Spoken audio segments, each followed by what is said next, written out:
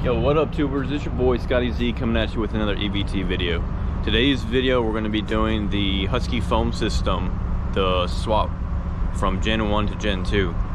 So the one that we currently have, the display is not illuminating anymore. You can power it on, but you just don't know what kind of foam you're getting. So we're going to do the conversion. This is a different one that we've already done. So basically we're going to eliminate this foam module. And yeah, so let's go for a little ride. And so this is the old display, so I've already got it unplugged here. Pull out of the way. Got our new harness here from Pierce. This one side's gonna plug into the main harness. So this one side's gonna plug into the main harness where it says connect to display connector. And these two are going to go down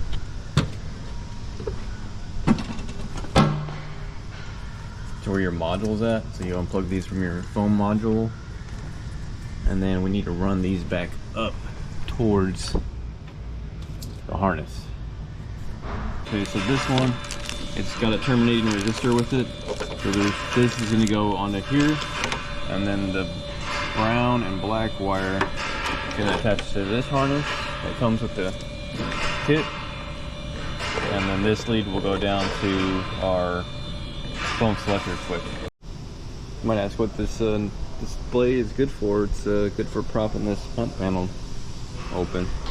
So we got the cable ran up here from the old foam module, and then we got our there's a black connector and a gray connector. Got those plugged into where the old foam module was at.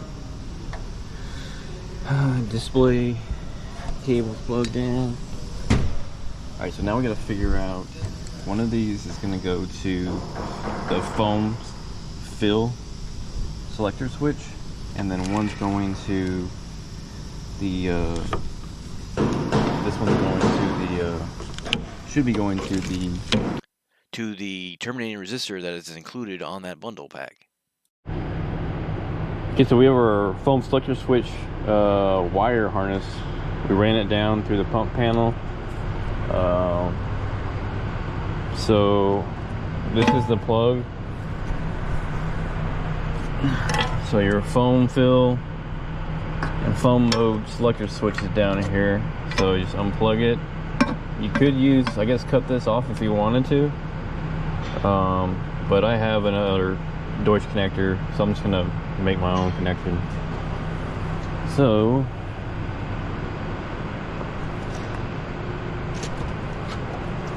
got this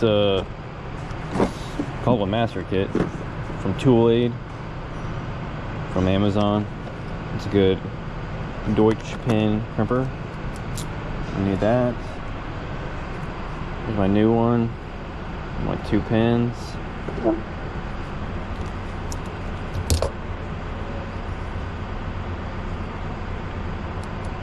Get that guy out of there.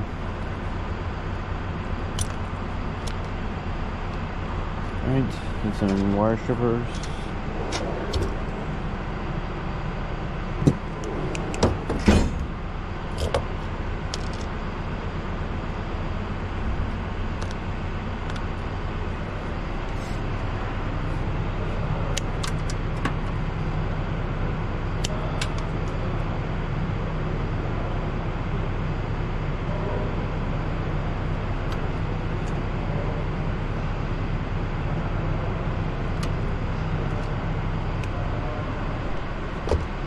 That. We need this guy. It just slides down in here like that.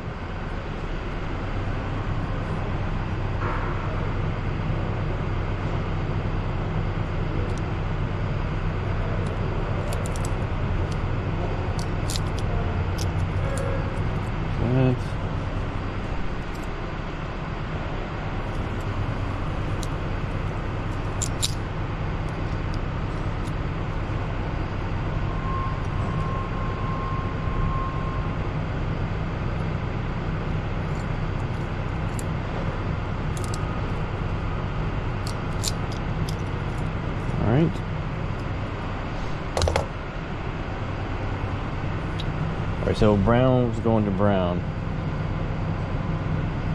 So brown needs to go into this cavity hole.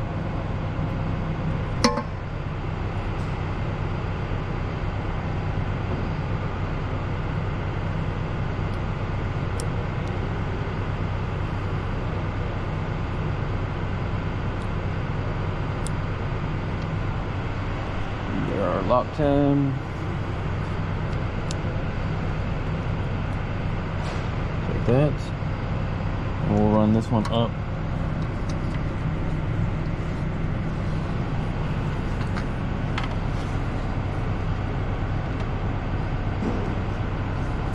Connection there. All right. So that's it for the foam selector switch.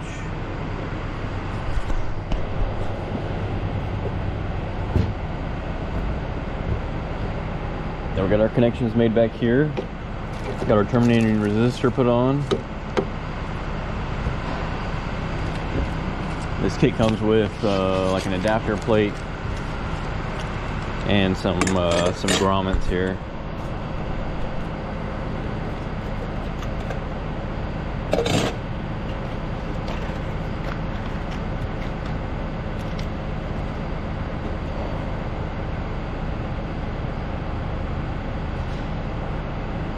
Kind of like this side a little better. Looks a little cleaner. Yeah.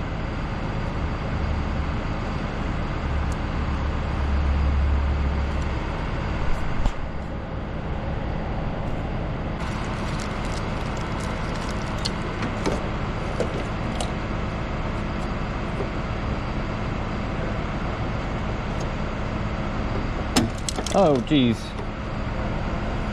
Oh, jeez. Alright, so it looks like I actually need to notch these out a little bit so our grommets will fit in there. I'm gonna kind of sharpie this up a little bit. Here, let me just pop all these out, I don't lose them.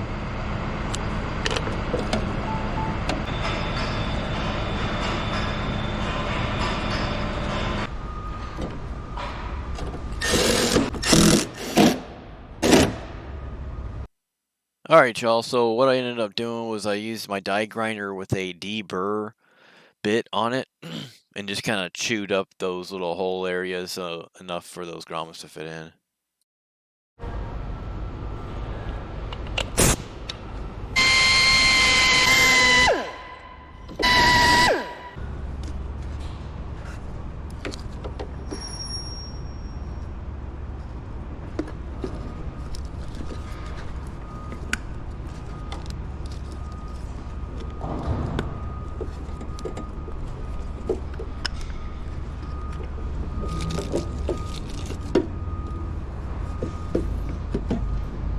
Alright, just gotta find some screws for that. Alright, here we are, we got it powered up. First time power up. So we're gonna go and just check our pump stroke voltages. We're gonna go to page. And we're gonna go to setup. Hold for 5 seconds. And we're gonna go to calibration, hold enter. Enter, and then push the 2 green buttons. And we're going to look at our foam pump sensor. Okay. So, according to the book, our calibration should be normal readings between 300 millivolts to 700 millivolts on the left side, and 4300 to 4800 on the right side. As you can see here, our left side is close, our right side is a little off.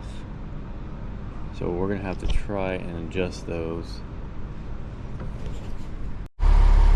Okay, so first thing you want to do is put it in pump mode.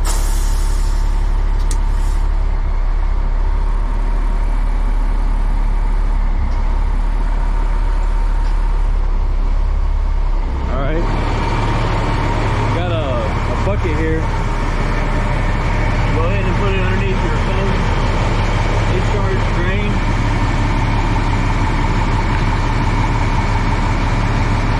Open up your drain. It may have have to go play with some of the settings before you do this, the LVDT calibration. So go into setup here.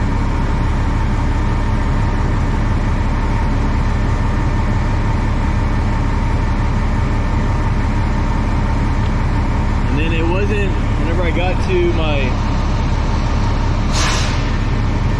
foam pump sensor calibration, it was showing me up here on the yellow bar, it was showing me my tank 2 was not closed. So if it's on your first initial startup, you need to go into setup and then tank defaults. And then this one right here, tank 2, was set to yes. So you just go down, scroll down to it, and you select it, and then you can select yes or no. So we don't only using the one tank. So then I can go back in here into the calibration and go to my foam pump sensor, and then you hit enter, and it'll start its calibration process, and you'll hear the pump starting to stroke back and forth. So I actually already did this, and our voltages are pretty close to perfect here. So our left side is 461, our right side is 4670, and then we need to be at 300 to 700, so we're within spec there, and 43 to 48, so we're within spec there also. So I don't want to hit this again and throw off the calibration, so that's how you do it. That's how you will calibrate your LVDT. If you don't fall into the right ranges after you do that, I would probably try it a couple more times. But if that doesn't work, then you're gonna have to go to the blue box. So this is the blue box you're looking at right here. So this is what you would have to, this is what you would have to open up, and then I'll open it up and show you guys what's inside. Okay, so this is what's inside the LVDT. Those two blue potentiometers at the top. It says gain and 0.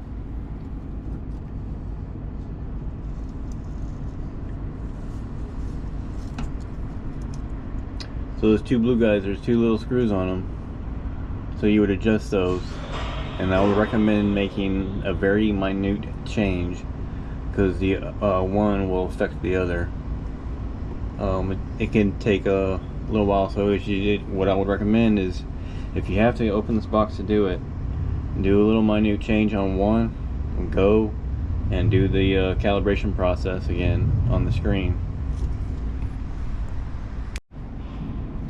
So you would make your adjustment, and come back over here. Do your calibration process, the foam, and then try to get it in between those numbers.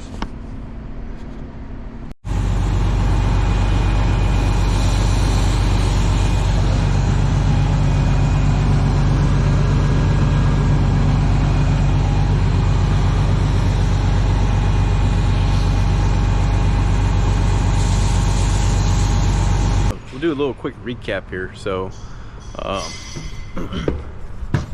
took the old display out, notched the holes for the bracket, put the new display in. Then we came down here on the passenger side of the truck, we pulled this panel off.